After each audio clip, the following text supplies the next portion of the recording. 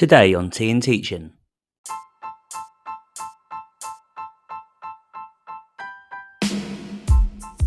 At the start, it was more around kids just not believing in themselves and not thinking they was worthy and not understanding the work in the classroom. So it was about trying to get them to believe in themselves so they could do better.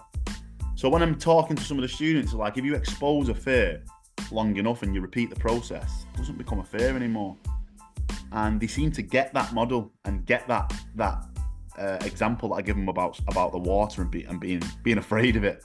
I always say to the students, you'll never evolve, you'll never develop, you'll stay in the same place for the rest of your life. And that is, it's one of my quotes actually on my health and wellness platform. You know, to step outside your comfort zone. It's the only way to evolve.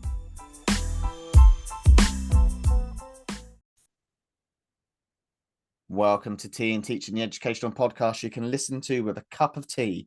I'm Arthur Moore, and today I am lucky enough to be talking to Sean Anthony Sherwood. You may know him from channels for SAS Who Dares Wins, but what we are going to be talking about is his background in education, in pastoral roles, and what he's now doing with students across the UK and across the world to develop their resilience and performance in schools. This is an absolute beautiful conversation with Sean. There's so much to discuss to take away from it. So go away, put the kettle on, get a cup of tea, and sit back and listen to Sean Anthony Sherwood on TandTeaching talking about developing our students' resilience. Hey there! Are you the go-to person for teaching and learning in your school or college? At the Teacher CPD Academy, we make high-impact professional development easy. You'll have access to our ever-growing library of courses, live webinars, and insights from world-renowned experts. With fresh content every month, there's always something new to support you and your staff's development. Join now to access high-quality professional development that's evidence-informed, engaging, can be used at scale, and above all, will save you time. Come and try the Teacher CPD Academy for free now. Welcome back to TandTeaching. Today we are joined by Sean Sherwood. Sean, welcome to TandTeaching. Thank you, Arthur. Thank you for having me on. An absolute pleasure. We've been trying to organize this for a while, Sean, haven't we? So it's so good to finally be sitting down chatting. For anyone who doesn't know who you are, do you want to give us the quick the story of Sean? Who are you? Yeah, so my name's Sean Anthony Sherwood. I'm an education professional, a motivational speaker, and a health and wellness ambassador from Manchester in the UK. I've got 14 years experience within the education sector. Started my career very early on with a PE and sport background, and then quickly realised I wanted to be more involved in a pastoral setting and working with kids with similar backgrounds to myself. And I suppose that came from a difficult childhood. I grew up in South Manchester, which at the time in the 90s was quite a challenging area to live on. It was a council estate, but it was heavily known for its gang violence. But it was home, you know, it was home. And then I got moved away due to some safeguarding issues within the family. I was moved to a different area of Manchester, and that's when I kind of started to realise my own potential. And it wasn't until I was in year 9 and my form tutor, her name was Miss Westrope, seeing the potential that I had. You know, I was often truant. I wasn't very academically gifted. My appearance wasn't always great. My hygiene wasn't always great. And she taught me some very, very valuable life skills that I've never forgot to this day. And I've actually tried to connect with Miss Westrope since I've become an education professional, and just to say thank you, because she actually changed my life. And one of my mottos is a lot of members of staff, a lot of TAs, a lot of you know, form tutors, subject leaders, senior leaders, they go above and beyond. And that one kid will always remember, and she went above and beyond for me, and I've never forgot it. And that's what made me want to be a teacher. That's what made me want to go into education and give back to kids similar to myself. It's amazing how many people, when we talk about education, have this story about that one teacher who saw something in them that they didn't see in themselves, or kind of connected with them in a different way. And that's often not really about where your background from. Like, we've all got those teachers. I know my teacher who kind of, Miss Gregsby, thank you, Miss Gregsby, who kind of really kind of connected with me and got what I was about. So it's always interesting where these kind of people, these people that make a difference. So before we go on, I think just teachers take a moment to just realize stuff you do every day, it genuinely does make a difference. It's worth patting yourself on the back about that, because it's something we often forget. So kind of, you got into education, Sean, and you said you started in P and then kind of moved towards kind of the well-being kind of pastoral side of it, and kind of where's your career kind of gone from there? So since I mean, the pastoral side was always something I was passionate about. Um, I just didn't think, I thought that, you know, the teaching side's brilliant, but when you don't have the time to give students the time they need, in terms of a lot of pastoral work, you know, it's patch up work, patch them up, send them on the way, patch them up, send them on the way. And then you kind of find the issue doesn't really get resolved when the cracks then start to appear again. So I always thought that I could change. I could change a year group. I don't want to change the education setting system, but I could change some of the most hard to reach kids, because I would see a lot of myself in some of the challenging pupils, and that wasn't just behaviour. That was also kids who lack self-esteem, low on confidence, kids who didn't really have any self-belief. It was all those strategies through resilience that I've learned that I thought, right, this is something I can help them with. So it developed my career when I became a head of year, and I took a year group from year 7 all the way through to year 11. Now, there's a lot of different emotions there, but seen a change in myself, and I've seen a change in obviously the kids over the 5 years. But it wasn't till the day the day that I was leaving.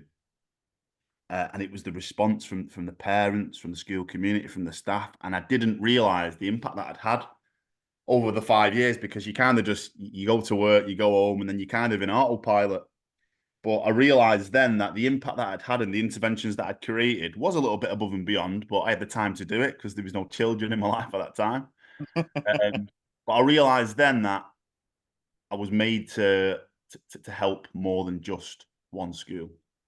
And then SAS Who Dares Wins, I'm sure we'll talk about that, came around the opportunity. And when I was over there, I faced some very challenging moments where I had nothing left physically and mentally.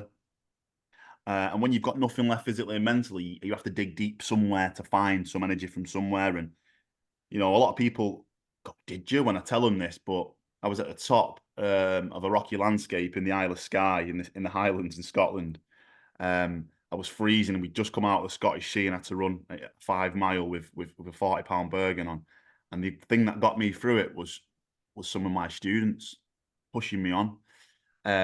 And I just knew that then, when I got back to the UK, I wanted to build a platform and a brand that could go to not just schools in Manchester and Oldham where I worked and where I trained, but all over the world. You know, and 12 months later, I think I've spoke to roughly 50 to 60,000 young people, and that's all the way from the Middle East down to London, from Birmingham to Manchester. You know, the platform's really grown. So that idea, that little spark that I had, you know, from my own personal experiences with leading a year group from 7 to 11, to seeing the impact on some of the parents' face, created a wellness and a well-being platform, and that's what's kind of driven the career in the past 12 months. That first seed that got planted. I remember that episode, actually. Now you talk about it, I remember that episode. The Yeah. C episode always stands out when there are, it's always that episode. And I think what you were talking about with kind of that head of year, I've been a head of year. Yeah. It's such an awesome role in a school. And what you did going through to 7-11, I know there'll be heads of year listening who have done the same. Yeah. Like, that is, as you said, it's such a journey for the students, but also for yourself, seeing your students have kind of go on that journey. And I think what's really nice about that head of year role is you can kind of remove yourself from being that academic focus, even though that's still there. That's ultimately the goal, but you can kind of come at it a different way. When I was head of year, like, I was teaching some of my students maths with kind of that academic focus, but I was also kind of their pastoral lead and kind of sitting down with them and having conversations. And as you mentioned, I think really importantly, kind of with getting the parents involved and kind of that community aspect of it. I'm interested, Sean, you were talking about kind of these strategies for resilience that you've kind of developed. I'm interested. Do you think you developed them kind of from your own kind of background in schools, or was SAS where they kind of came all together, or is Yeah, it this since then where you've kind of looked back on everything, going, actually, these strategies for resilience have got me through every single stage of these challenges?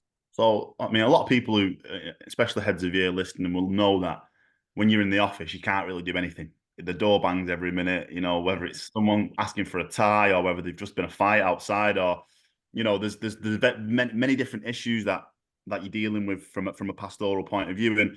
And mine, you know, one of my strategies came from CPOMs, which is obviously a safeguarding network. A lot of schools use CPOMs, and I was finding there was a lot of low level stuff being logged on there, but that was happening all the time. So it's happening consistently. And I'm thinking, is this down to kids that have got no resilience, no emotional resilience?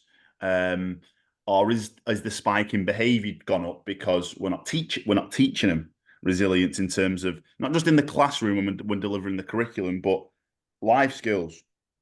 So SAS kind of driven that. I had the idea to create some of these strategies before SAS, but when I got onto SAS and when I come back, again, I thought about a lot of things I wouldn't have thought about in the UK, or thought about sat in my office, or thought about in the drive home, because a lot of ideas come to us in the drive home, because that's when we kind of relax and switch off as educators. So yeah, so some of the resilience strategies, the first workshop I created was all about you. So it started with everything starts with you, and it made kids kind of just, when you look in the mirror, are you proud of the person looking back? Are you proud of what you've done today? Are you proud of some of the decisions you've made? Are you proud of your friendship group?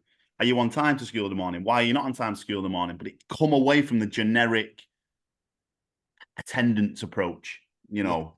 know, home visits, why are they getting up late? Are they spending too much time on gaming? You know, which is a big factor now. But I think with each year that passed, when I was ahead of year, the challenges changed. You know, vaping became quite huge in schools now, and it became a massive challenge towards the end of my head of yearship. But at the start, it was more around the kids just not believing in themselves and not thinking they was worthy and not understanding the work in the classroom. So it was about trying to get them to believe in themselves so they could do better. And that's how the resilience workshop started, because the very first platform, the very first intervention was a resilience-based intervention. And it basically was it was a list of coping strategies. And the kids would basically look at the list, see which strategy was more applicable to them, and then I would work towards that, because they've done that. That's their choice. They've ticked that. And it might be something like listening to music or breathing. Like some kids actually don't know how to control their emotion by breathing. So I went away, did a load of research on different coping strategies, different ways that resilience it can be taught. And then I created the ultimate workshop, really. And I only delivered it really when they was in year 11s preparing for our GCSE exams. So, and it proved to work. A lot of kids who wasn't going to get the grades it was predicted ended up getting what they was predicted and better. And in the feedback to some of the parental workshops that I did, a lot of them mentioned they think the resilience program helped, and it was 4 to 6 weeks that they did that. But again, I had to give up my own time to do that. It was all after school because it was in year 11 and I couldn't really move the curriculum around due to revision sessions and stuff. But it paid off, Arthur. It really did pay off. And a lot of those kids and a lot of those parents still reach out to me now via email to tell me how well they've done and how much that intervention and workshop helped them. So this is now being delivered to schools all across the Greater Manchester, especially more in Greater Manchester, so Oldham, Rochdale, Stockport. And you know, it's proved a success. It's been the next part of the platform. So I'm really excited about it and developing it, and I'm looking forward to this year to doing some pop-up workshops as well abroad. I'm going overseas. I'm going to the Philippines to deliver at a conference over there. But I'm also going to be spending some time in one of the schools over there, which is in Manila. Hopefully delivering the same resilience intervention, and it's a completely different group of kids over there because it's different climates, a different culture. But I'm looking forward to it, mate. I'm embracing the challenge again. This is something I've created from scratch, and you know, I'm proud of it, really proud of it, and I just want to see where it can take it and what impact it can have on different students from different cultures. It's amazing when you start doing this stuff on resilience. This in a much smaller world, Sean. But when I was teaching internationally, I led a couple of trips taking students to Kilimanjaro to try and summit Kilimanjaro. And we had, when we were kind of doing the practice walks and stuff like that and talking just about like, kind of like how to breathe, how to use your walking poles, like how to use the equipment you've been given. But also that resilience of not saying we're training so it won't be difficult, because it is going to be difficult. We're Yeah, trained so in those moments when it gets difficult, this is exactly the same as exams, you've kind of got that mental space where you can take a step back, you can kind of look at the situation, whether that's kind of going up a mountain, whether that's doing something ridiculous sporting wise, or whether that's in your exam when you start to panic and kind of take that step back. I'm interested, like you talked about, like resilience is such a word that we all know. It's kind of that buzzword and stuff like that. I'm interested how you kind of open with students, especially ones you haven't met before, Sean, because I imagine you don't just put the word resilience up on the board and go, no, let's no. be more resilient. Right, that's that done. See you later. Like, how do you start that conversation? Well, I'm a visual learner, Arthur. So we have different types of learners, especially when we look at our students. But a lot of them, when they see and watch something first, they have an idea of what you're talking about. So I will open with a video. I won't even talk. And it's a video of me facing one of my fears, which is heights. And I invested in a drone one day, and I decided to climb to a peak that I'd not climbed yet, and it was quite high, and I managed to get to the top. But as I got to the top, a friend of mine had the drone, and it's a little clip, and it shows me stop and struggle. And at that moment, I didn't think I was going to make it. Fear started to kick in. I started to sweat. I started to get scared, and I wanted to turn around and go back.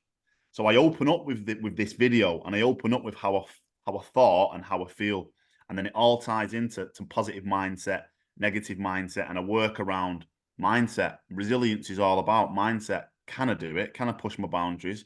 Can I push myself out my comfort zone? So, or can I not? Or do I not have the ability to push myself out my comfort zone? Am I going to quit? And it's about what you can achieve when you actually push yourself out your comfort zone. So I start with three things. I start with mindset, positive and negative. A comfort zone. What does it look like? What is our comfort zone like? So there's a lot of images around comfort zone, around a circle and being just inside the circle. Mine looks a little bit different than that, but it's a very similar thing. And fear. Fear is a driving factor as to why most of us don't succeed in whatever it is we're trying to succeed to. It's the fear of failing. And then I'll ask the students, what is it that they fear the most? Now, when I ask that question, a lot of them think, well, what am I scared of? What? And a lot of them don't know what to say. So I give them a little bit of a prompt and I say, well, look, at one of my fears was heights. But a lot of them come back to the fear of failing, letting people down close to them that they love, and not achieving their own potential. So they actually answer the question by the end of that video, because it's kind of a stop-start narrative where I'll stop when I just stop on the mountain before I end up going further and climbing to the top. And then I'll ask a couple of questions and I'll come back to the video. I'll play it a little bit more, then I'll stop it, then I'll come back to the questions. And then by the time I've actually got to the summit, Arthur, the kids understand a little bit about what resilience is and how I used it to help me. And then we'll go into the session. So, it was developed. It wasn't always like that to start with. It was more about how is resilience going to work for you, because it works differently for different people. And I think sometimes we forget with students, we're in a generation now where a lot of diet's poor. They don't look after the mental health and well-being the way they should. They spend too much time on their iPhones or their iPads or the tablets. So it's challenging that now. How can resilience help you come out of those habits? And I remember when I first started delivering sports sessions to primary school kids, and as I got into year 7 and year 8, I realised some of these kids couldn't actually run a lap of the Astro. And I thought that was a massive, but no one was challenging it. I'm thinking, why can't some of our kids? Because in year 6, they could run around the Astro, you know, a couple of times, and we get to year 7 and year 8, and a lot of them are stopping halfway and walking round. And I always used to do a 12-minute Cooper run. It was one of my favourite things to do. And I realised that that was getting more and more difficult.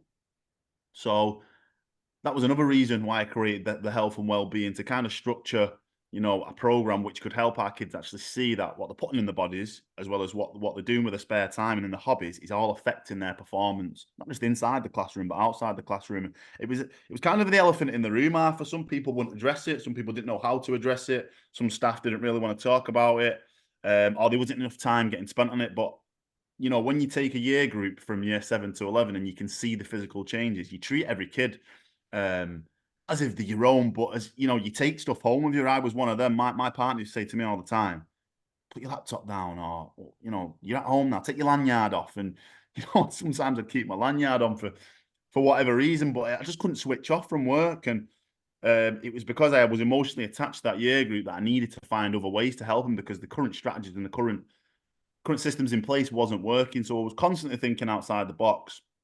And that's kind of what led me down to not just resilience, but it was also getting these students to face the fear. And that's why I start with me facing one of my fears in that introductory video. So many teachers are going to relate to what you're talking about, of just this whole kind of, I can't switch off because I'm emotionally involved with these students, and that's really difficult. And I really like what you talked about, Sean, kind of these 3 areas, kind of resilience and like acknowledging your own fear, and kind of not just saying I'm scared of something, but really kind of drilling down into that. Because, and I think we all have this, don't we? Like, unless we kind of acknowledge that fear, it's really hard to kind of tackle that fear, because you just end up saying, I'm scared, I won't do something, rather than saying, which I imagine you try and do, is saying like, what is driving that fear? Why are you scared? Let's focus in on that. Well, I found the wording when I was having meetings with students around you know, some of the stuff that they struggled with. And I always found I used to open up, not on a personal level, but I'd always tell some of the students what I was scared of and what my fears were. But when I spoke to them about facing fears, I used the word expose. So when you expose it and you repeat the process, it doesn't become a fear anymore. I couldn't swim. A lot of students laugh at me, but I couldn't swim Arthur for years. And when I was training for SAS, I go gym in the morning. I change my full routine. I train at 5 a.m. every day now religiously. And there was an old man in the gym, and I used to watch him every morning when he used to go for his steam, and he used to get in the pool. He was in his 80s, and he'd go under, and he wouldn't come up for about 11 minutes. Thinking, how many lengths has he done? And he used to do just under 100 lengths. By the time I'd gone in the steam and come out, he'd done 100 lengths.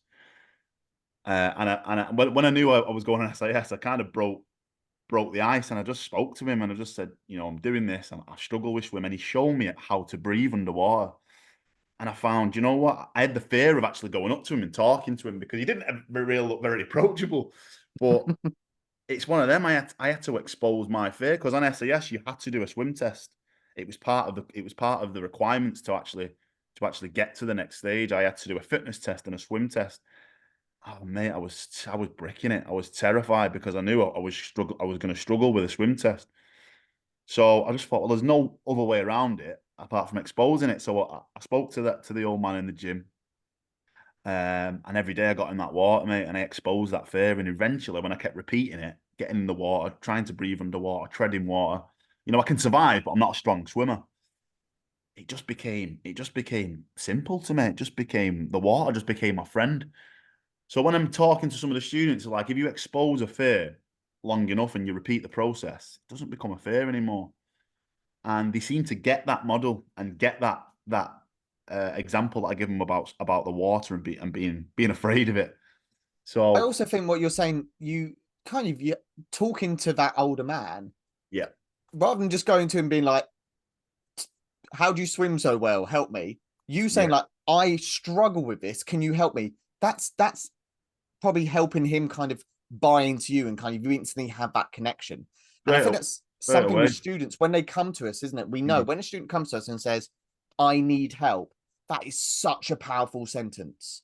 I need help with this, because it gets us in, because we both know, like, this, we've got an aim now, like we need to develop this. This is something. Whereas if the student's just sitting there and we go over and offer help, it's not as powerful as when they ask for help. No, no. And I suppose you can relate it to so many different things. Like when he first put me in the water, he didn't say, right, just swim, let me see what you like. He made me just stay in the same spot and just dip my head under and practice my breathing. And I took that approach into my head of year role, actually, when students couldn't go in a class because they feared someone in there, or there was an issue with the teacher the lesson before, they was exited for whatever reason, or I didn't just go, right, I'm putting you back in class. I worked with them. There was ways around it. I might go and sit with them for a little bit. I might go and sit in a different seat. I might speak to the teacher. There's different ways, and it just basically made me understand there's different ways to approach different situations to get the same outcome, and just not the generic way. So yeah. I like what you've been talking about of just, it's about finding stuff that connects all our students. So I know as a head of year, like we get to know our students on an individual level. But when you're going and talking to students who you don't know, whether that's as a class teacher, as a school leader, or as kind of leading workshops, like finding stuff that kind of links us is a really powerful thing. Yeah. And we've spoken about a couple of things like I've noted down, like performance kind of links us all, because we all perform in different ways, but we all kind of do want to do better. But also fear, we all have fears. And anyone who says they don't have fears is obviously lying. And we know, going back to kind of our conversation at the start about teachers, those teachers who we could work with, like, understood our fear, whether it was with that subject or kind of what was stopping us in that subject, or holistically, and kind of refocusing on that. And I think that's what you're kind of talking about with all your workshops ideas. It's these things that bring us together, and kind of, as you said, being exposed in our own fear. What you're talking about with your video at the start of kind of climbing that peak. It's not a video of anyone else. It's not an animated video. It's not a video they've seen on Instagram. It's you, where you're there in that moment with those students. And I imagine that's quite a bonding experience for students whose names you don't even know, you've never met before. You've got that bond because you're saying, I was scared. Look at me being scared. Exactly that. And it's there's some, it's not, I wouldn't say it's motivational music, but there's a bit of eerie music with the video as well. So it's engaging, a lot of times when I do that, when I show that video, a lot of staff members who are present in the assembly or in the hall at the time will say, I was watching out for such and such a person who's just come back from exclusion, or who's been in IE for a couple of days in the isolation room, and I've never seen them so engaged. And that's how I know that it works, because they're the kids really I'm trying to reach the most, because they don't understand their own perceptions and their own abilities to perform. And teachers are kind of at a lost cause with some of these students who don't believe in themselves. And I think that's what it all comes down to. Students behave away for us for a reason.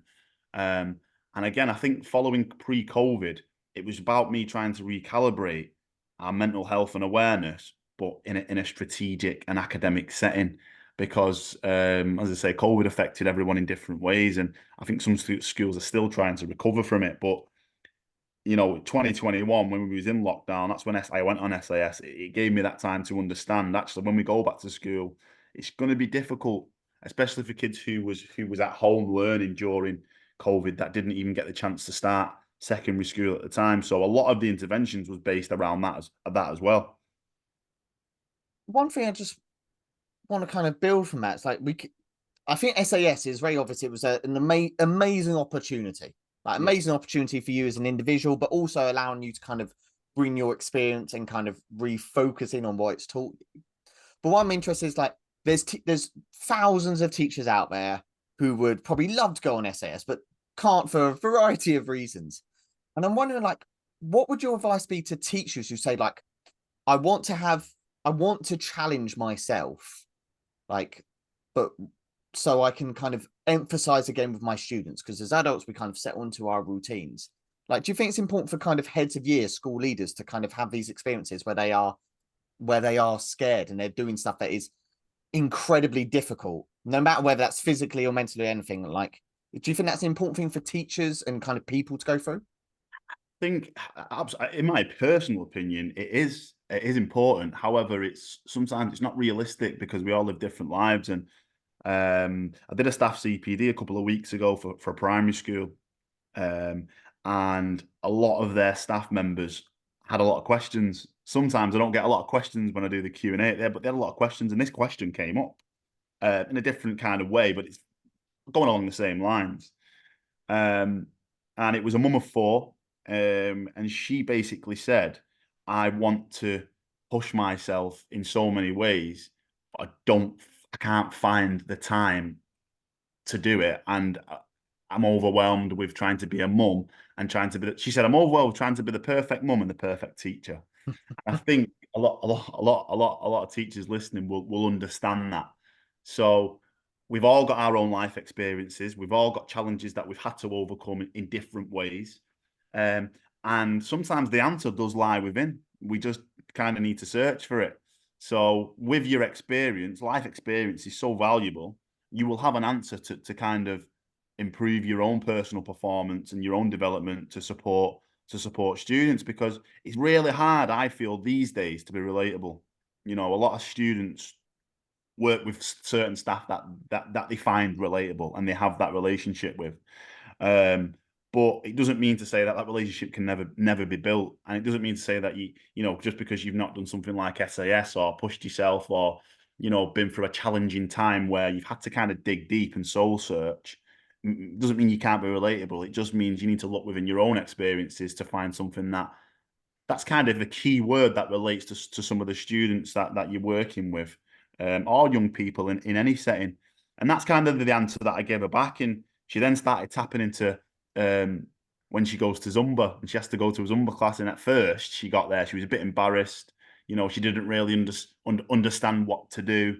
And now she runs her own class, you know. So that in its own little story is showing resilience. It's showing facing your fear, and it's showing stepping out your comfort zone. You know, so whatever it is, those three things, they're all connected in some form or way. So those pillars is what I always start with, and that's kind of how I would answer that question. Just look inside your own life experiences to find a time you have had to overcome something, because you'll have faced fear, you'd have faced adversity, and you'd have had to be resilient to come through that stage. So, and it doesn't always mean physical. If you're thinking about the three things you're saying there, mindset, comfort zone, and fear, like for a lot of people, that won't be a physical thing. That will be, I don't know, singing in public. It might be like reading something, going to a reading club. It might be doing something else. Like I can think of lots of things that I'm scared of, Sean, that have absolutely nothing to do with kind of physical side of it. And I Yeah, think it's just that acknowledgement of your comfort zone. yeah, And as a teacher, like I often think this when I'm teaching maths, Sean, like that's my comfort zone. Like I'm very comfortable teaching GCSE maths, but for my students, it really isn't a comfort zone for a lot of them. It's really push themselves. And what I try to show them is like even though maths is my comfort zone, I often do things in maths that I find difficult. Like, so if there's a difficult question, I don't say like, oh, this is really easy, but you'll find it difficult, or this is a really easy question, let's give it a go. I will say like, man, this is a difficult question. Like, even I'm going to struggle with this. I'm going to have to think about this. I'm going to have to draw upon my experience. And I think that's something we speak about to teachers a lot. Is kind of the curse of knowledge. Like we forget what it's like not to yeah, know something. yeah, And that relates to everything you've been talking about of like this fear, this comfort zone. Like, just remember as teachers, like quite often our subject is our comfort zone. That's where we're happiest. It's because what we do. That's not true for our students, but yeah. also like for us to relate to that, sometimes we have to go and do something like really challenging. Like, and that's different for everyone. I think that's a really good question, listeners, to kind of ask yourself. It's like, where's your comfort zone? What are you scared of? And what can you do in kind of your world with kids and mortgages and life? Mm. Like, what can you do to challenge yourself? And that, like, that's what you're talking about, Sean, with everything we're talking about. It's like, it's acknowledging your comfort zone and how do we step outside that comfort zone? Because if you only live in your comfort zone, I imagine life is quite boring. Well, it is, and I always say to the students, you'll never evolve, you'll never develop, you'll stay in the same place for the rest of your life, and that is, it's one of my quotes actually on my health and wellness platform. You know, to step outside your comfort zone. It's the only place, it's the only way to evolve and become the best version of you. Because a lot of the bookings that I get for interventions are around. Um, we just want these kids to become the best version of themselves, because staff members can see the potential, but some kids don't understand that knowledge is power. They just want everything now, without sometimes doing the hard bit. And it does start. You know, if we're talking at a high school age, revision. A lot of students can't revise, struggle to revise, don't know how to revise. It goes in one ear, comes out the other, and they just can't retain information. I'm going to go back to SAS, but one of the tasks that we had to do that wasn't physical was we had 60 seconds to look at various objects. I think there was 25 objects, and you had to memorize every object there. Now, if you can't pay attention to detail or your memory's not very good, and you're scared because you don't know what's going to happen if you can't then name to the chief instructor because they asked you what was there, every object had to be listed. And I knew straight away I wasn't going to be able to remember every object that was listed. It wasn't something I was good at retaining. I didn't have a photographic memory. But I surprised myself and I got 18 out of 25 objects, which was one of the highest, among the 20 of us that was left. And I took this intervention into schools then. I would show the young people 25 random objects. Like might be a paper clip, a coin, a pen, a pencil, a ruler. And then they had 2 minutes. I'd give them 2 minutes to memorize it. There'd be a timer on, and then I would take it down, and then they just have to write it down. And this intervention proved quite crucial in terms of kids paying attention to detail. And this was the aim of it, really. Look, if you pay attention to detail, it will help you in other aspects of life. And then I'd speak about a job interview I went for many years later. And I didn't get the job. I was actually asked to leave quite early on in the process, Arthur, because I went there unprepared. And I always thought about the attention. I didn't pay attention to detail. I didn't read the job description very well. I wasn't prepared for that interview, and I made sure when I left that school that I would never be unprepared again. And when I tell that story to the students, they listen. It sinks in like. So preparation is key. Preparation is key. Attention to detail is key. And again, this is just personal experience. As I say, you've not had to climb mountains or get thrown out of a helicopter into the Scottish Sea at 3 a.m. in the morning and swim out. It's just personal experience that I think would help in situations where kids are trying to learn, they just don't know how to. That makes sense. Absolutely, Sean, makes so much sense. Like, I could talk to you for hours about all this stuff, Sean, because it's so interesting. Kind of, I love the way you're going about it. Like, the few things that really stand out for me is this idea of fit. I love what you just said about if you don't go out of your comfort zone, you'll stay in the same place. And for so many students I know that we work with, that's like a very literal thing. Like, you will literally stay in this same place and you'll never kind of experience and kind of challenge yourself. No, so much to go over, Sean. Like, if people want to kind of find out more about you and kind of like what you do in your workshops, like where's a good place for them to go to? Where can they find out more? So I've currently got a website being built, which should be live by the end of the month. So I can get that on. That'll be on all my socials. So LinkedIn's a great place to link in with me. It's Sean Anthony Sherwood on LinkedIn, but I also have an X page, which again is Sean Anthony Sherwood, and there's a health and wellness link attachment to that, and all various platforms like Instagram and Facebook, where I post daily content about what I'm doing, what projects I'm currently working on, what schools I'll be visiting next, and where I'll be giving out motivational talks, because I've recently just opened a safeguarding arm to the health and wellness branch. So I'm now working with local councils, delivering context around neglect, and the toolkits that can help identify students who may be suffering from neglect, because it is a bit of a silent killer. Sometimes you won't always know the signs from your traditional safeguarding observations. So there's ways and strategies that I'm teaching and delivering about staff members and safeguarding professionals. Look out for that. So again, I'm going to be doing a lot of safeguarding stuff, as well as the motivational and health and wellness stuff going up to the next couple of months. So it'll be interesting if anyone wants to connect with me to see what I'll be doing and if it fits with their education and their setting. Absolutely. And if you go to the episode notes, listeners, you'll see all the links there where you can connect with Sean and find out what he's doing. Sean, it's been a genuine pleasure having you on TandTeaching. I cannot put into words how much I have enjoyed that conversation. Thank you so much for your time. Thank you, Arthur. Appreciate it, mate. You have a good day. You too, bud.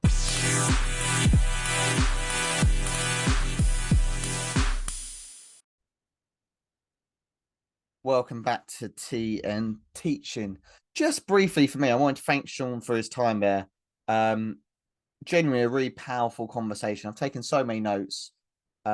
I've spoken to Sean a bit off pod, and it's such a powerful story of the journey he's been on, and I include the work he's now doing with the students. It's such an amazing kind of jump. So thank you so much, Sean, for your time.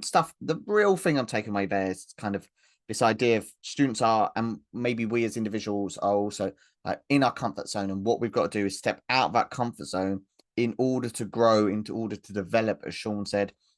Because if we just stay in that comfort zone, we just stay in the same place. And I think that's an incredibly powerful message to take and kind of to work with our students. So I'd definitely be following Sean on LinkedIn and Twitter, as he said, and get him on all the socials so you can see what he's putting out there, because it is superb content. So thank you so much, Sean, for your time. Listeners, thank you for your time, for joining us on TandTeaching today, and we'll speak to you soon.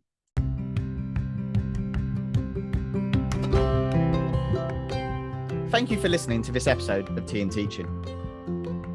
If you've enjoyed the content of this episode, please feel free to share it with other educators.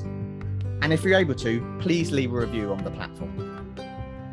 And as always, thank you for listening to TandTeaching.